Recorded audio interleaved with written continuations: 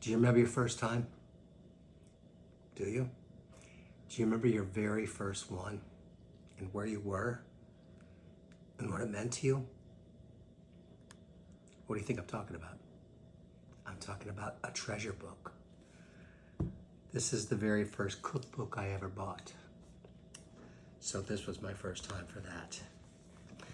I was working in Key West at a hotel called the Pier House. I've told this story before, but I've never told it to you. I got into a bit of a, I wouldn't say an argument, but a discussion with the guy who was my boss, a sous chef. He used a term, a culinary term, and I never had heard that term before. Of course, I never went to culinary school. So, velouté was the term, by the way. I was taken aback because he knew something I didn't know. He was younger than me. Didn't seem like he was all that brainy. But he did say something that had an effect on me. He said, "Why don't you go to cooking school?" And I said, "How much does that cost?" And when he told me, I knew that was not going to happen. And then he said, "Well, why don't you read?" And I was a little upset. And I said, "Hey, man, I read plenty." And he goes, "Cookbooks." I'm talking about cookbooks. And I said, "Oh, yeah, like who?" And he said, "Well, why don't you start with James Beard?" I did not want to give him the satisfaction that he was possibly right. Somehow or another, I had enough coin in my pocket as I walked down Duval Street and stopped in the bookstore that was then on Duval. It's moved subsequently. And I bought this book, James Beard's Theory and Practice of Good Cooking. There's no cover left on this anymore because I beat the hell out of this book. Actually, it stood up pretty well considering how many times it went back and forth in my bicycle basket going to and from work or to a friend's house. And I got the fever reading this book.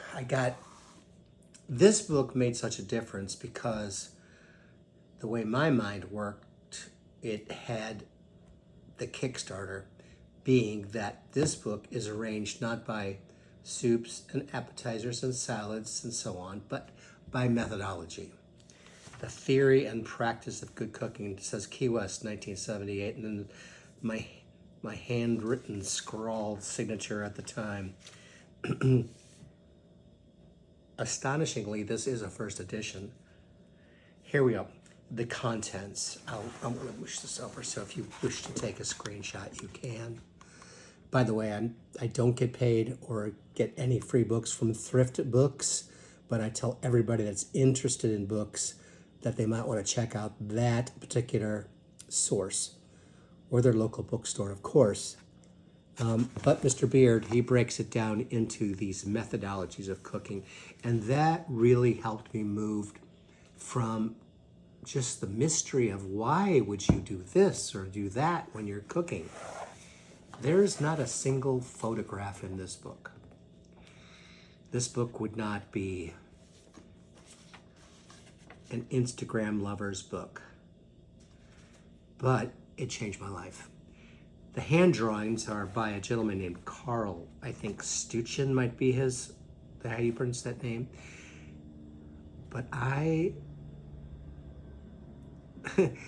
who's this poet, maybe Milton, that said, "The scales fell from my eyes," and that was the case with this book.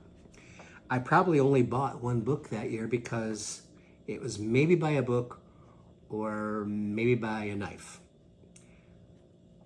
And I couldn't be buying them both in the same year.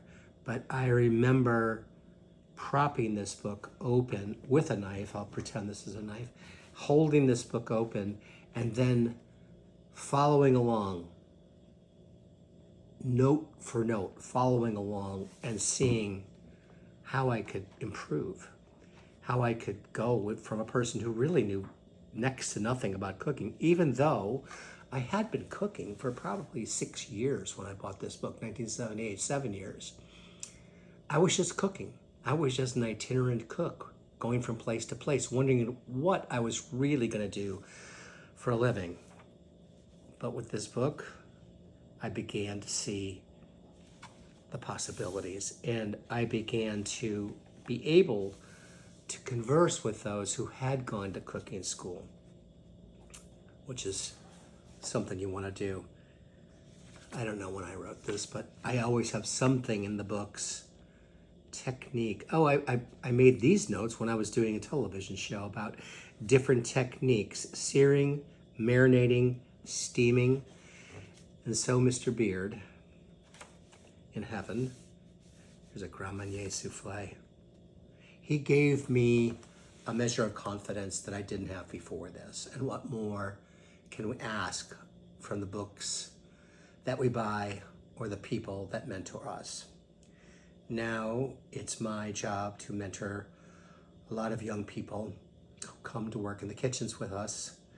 And I hope I can turn them into book readers like I've become, because it really has made a key difference in my life. So thank you for attending my treasure book series. This will be on my website with some kind of story or anecdote. It has to do with the James Beard Foundation, the James Beard House, the James Beard Awards, which I've been able to receive a few of, and some beautiful times with them. Theory and Practice of Good Cooking, the first of many in the cookbook collection, and certainly at the top of my treasure books. Have a wonderful night, and I'll see you soon.